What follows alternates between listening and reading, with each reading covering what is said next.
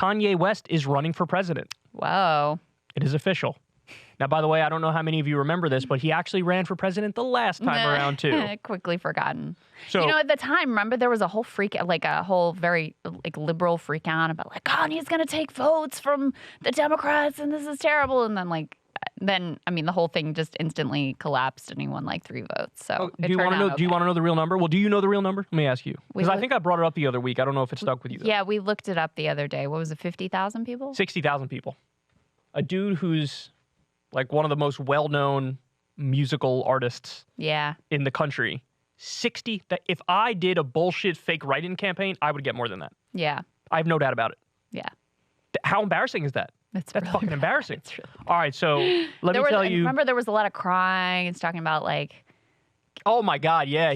Kim having an abortion or something? He was saying they almost aborted Northwest. Okay. Yeah. Yeah, there were like instant public meltdowns. It just was a mess. Oh, it was terrible. Yeah. So here's what they say in XXL magazine.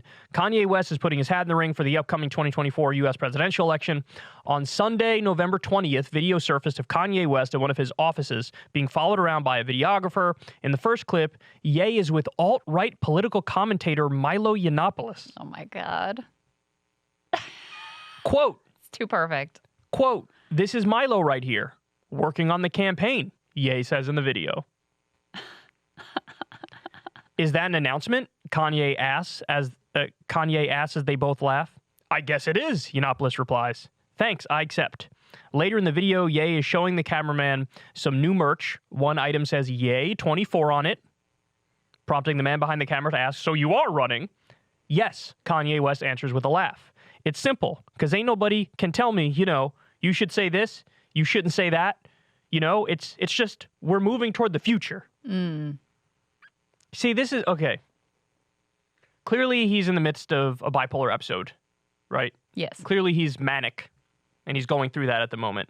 But I guess what I'm always floored by is the people who want to run for president, but at the core is nothing as to why they're running. Yeah. Whoever is running, you should be able to ask them, what's your main thing? What if you ask Bernie, Medicare for all, right? Yeah. He would say that. You ask Trump, whoa. There's something at the core that's this is animating it. I guess for him, he just said, you can't tell me what to say. Right. For Kanye, it's what, DEFCON 3 against the Jews? Is that why he's running? That's what's at the core?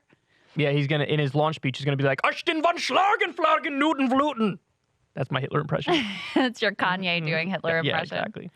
Yeah, I don't even know what to say about this dude. It is just textbook, narcissism, delusions of grandeur, untreated mental illness. And then you drag up Milo Yiannopoulos. This dude, first of all, he was last seen doing an unpaid internship for Marjorie Taylor Greene. Remember that? And then before that, he was selling those for that radical Catholic network, doing their home shopping network video. Yes, selling statues of the Virgin Mary. This one comes in a lovely pewter color. It's too. You have the brass one. I have the pewter one. Isn't this pretty? Yeah. It's just I covered it and laughed my ass off. It's too perfect that he pops back up with as Kanye's campaign manager, apparently. Anyway.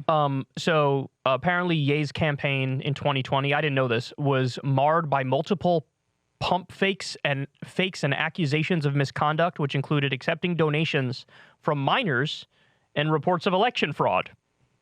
At one point, he said he would beat Joe Biden by write-in votes alone. Because remember, he missed the deadline. He missed the deadline to sign up for it officially.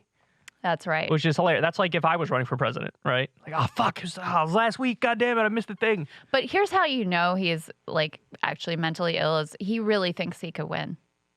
Don't you think he really believes that he could win and be president? He thinks that's going to happen?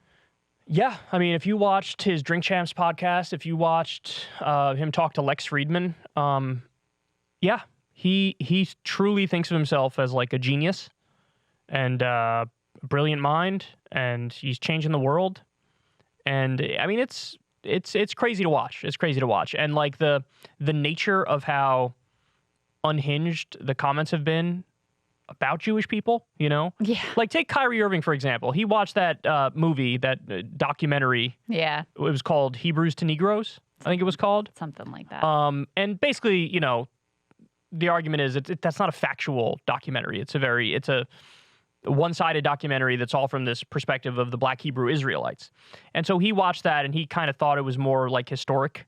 And so he basically promoted it and whatever. But like, you get the sense with Kyrie, when people push back and were like, hey man, that might be bullshit, that eventually he was like, look, okay, I apologize to anybody who I offended, and, you know, whatever. Maybe that wasn't the right path to go down. He's also not running for president.